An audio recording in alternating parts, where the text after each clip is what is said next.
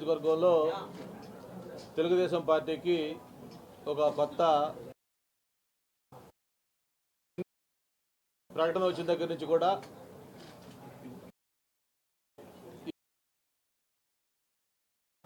జగన్మోహన్ రెడ్డి గారికి by by చెప్పాలి, మళ్ళీ రాష్ట్రానికి పూర్వభావం రావాలంటే చంద్రబాబు గారి నాయకత్వం కావాలని చెప్పని ప్రజలు కోరుకుంటున్న నేపథ్యంలో మరి డెవలప్మెంట్స్ అని మనం చూస్తూ ఉన్నాం.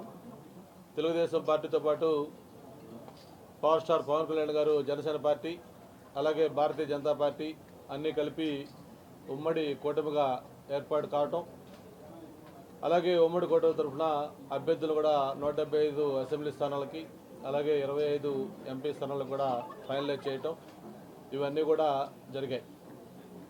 మరి భీమిలి అభ్యర్థిగా ఉమ్మడి అభ్యర్థిగా తెలుగుదేశం పార్టీ నుంచి అలాగే జనసేన భాజపా సపోర్ట్ చేసిన అభ్యర్థిగా నేను అనౌన్స్ అయిన తర్వాత ప్రత్యేకంగా రూరల్ ప్రాంతంలో ఆనందపురం కానీ పద్మనాభం కానివ్వండి లేకపోతే భీమిలి రూరల్ మండలం కానివ్వండి 3 మండలాల నుంచి కూడా ఒక అనూహ్యమైన స్పందన.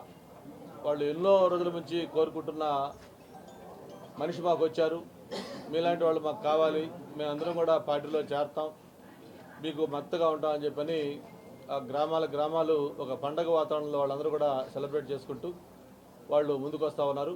ఈరోజు ఈ ఆనందపురం సెంటిమెంట్ కూడా నాకు ఒక కలిసి వచ్చిన మండలం, 2014లో కూడా హైయెస్ట్ మెజారిటీ ఇచ్చిన మండలం. ఆ మండలం నుంచి మనం ఈ జాయినింగ్స్ ప్రారంభం చేసుకోవడం జరిగింది. ఈరోజు ఒక 3 సర్పంచులు అలాగే 200 మంది పైగా వార్డు మెంబర్లు కానీ ఎక్స్ సర్పంచ్లు కానీ లేకపోతే ఈ సొసైటీ డైరెక్టర్లు కానీ లేకపోతే కీలకమైన వ్యక్తులు రావడం జరిగింది. వీళ్ళతో పాటు ప్రతి గ్రామంలో కూడా జాయినింగ్స్ ఉన్నాయి. అవన్నీ త్వరలోనే మండలం టూర్ పెట్టుకోబోతా ఉన్నాం. ఆ మండలం టూర్ పెట్టుకున్నప్పుడు ఏ గ్రామానికి సంబంధించిన నాయకులు ఎవరెవరు చేస్తున్నారో వాళ్ళందరినీ ఆ గ్రామంలో నేను పర్యటనకు వెళ్ళినప్పుడు ఆ గ్రామంలోని అందరి పెద్దల సమక్షంలో ఆ జాయినింగ్స్ కూడా చేసుకుంటామని చెప్పని ఈ సందర్భంగా తెలియజేసుకుంటూ, ఎవరైతే ఈరోజు పార్టీలోకి జాయిన్ అయ్యారో చాలా చాలా కీలకమైన వ్యక్తులు, ముఖ్యంగా మీరు చూస్తూ ఉన్నారు అందరూ కూడా యువత, ప్రత్యేకించి ఈరోజు ఏదైతే భవిష్యత్తు యువత ఉన్నామో అటువంటి యువకులు ఈరోజు ఎక్కువ మంది మొత్తం జాయిన్ అవ్వడం జరిగింది. వాళ్ళకి మనస్ఫూర్తిగా వెల్కమ్ పలుకుతూ స్వాగతం పలుకుతూ, మీకు నేను అక్కడ ఎమ్మెల్యే అభ్యర్థిగా ఒక ఇన్ఛార్జిగా మీకు నేను ఒకటే హామీ ఇస్తా ఉన్నాను, మీకు తెలుగుదేశం పార్టీ కుటుంబంలోకి మిమ్మల్ని ఆహ్వానిస్తూ ఉన్నాం. ఈ రోజు నుంచి మీరు మా కుటుంబంలో సభ్యులు. మీ కష్ట సుఖాల్లో ఎప్పుడు మీకు తోడుగా ఉంటాం, మీకు అండగా ఉంటాం, మీ బాధ్యతలు మేము తీసుకుంటామని చెప్పని మీకు భరోసా ఇస్తూ మరి అక్కడ స్థానికంగా ఉన్న నాయకులతో కూడా సమన్వయం చేసుకొని రేపు ఎన్నికల్లో మనం ఘన విజయం సాధించేదానికి మీ వంతు సహాయ సహకారాలు మీ కృషి ఉండాలని చెప్పని మనస్ఫూర్తిగా మిమ్మల్ని కోరుకుంటూ, మరి మన భవిష్యత్తు అందరం కూడా కలిసి ఒక మంచి ప్రయాణం చేయాలి. దానికి మీ అందరి సహాయ సహకారం కూడా కావాలి. అలాగే మీకు పూర్తి సహాయ సహకారాలు కూడా పార్టీ సైపు నుంచి ఉంటుందని చెప్పిన కూడా తెలియజేసుకుంటా ఉన్నాను. ఇవి ఈరోజు ఆరంభం. ఇక ఈ రోజు నుంచి రోజు కూడా నేను టూర్ షెడ్యూల్ పెట్టుకుంటా ఉంటే దాంట్లో పొద్దున్నే ఈ జాయినింగ్స్ కార్యక్రమం పెట్టుకోవడం జరుగుతూ ఉంది. అంటే ప్రతి ప్రాంతం నుంచి కూడా జాయినింగ్స్ ఉన్నాయి. అవన్నీ కూడా షెడ్యూల్ చేసుకొని ఈవినింగ్ టూర్కి వెళ్ళే ముందు ఈ జాయినింగ్స్ అని కూడా చేసుకోవడం జరుగుతూ ఉంది. దీనికి ప్రధానంగా ఏంటి మీకు కూడా ఒక అనుమానం రావచ్చు, ఎందుకు ఇంత పెద్ద ఎత్తున జాయిన్ అవుతా ఉన్నారు, ఏంటి దీని వెనకాల రీజన్ అంటే దీంట్లో ఏం బ్రహ్మరహస్యం ఏం లేదు, అందరికీ తెలిసిందే. 2019 ఎన్నికల్లో జగన్మోహన్ రెడ్డి గారు ఒక ఛాన్స్ ఇవ్వని అడిగాడు.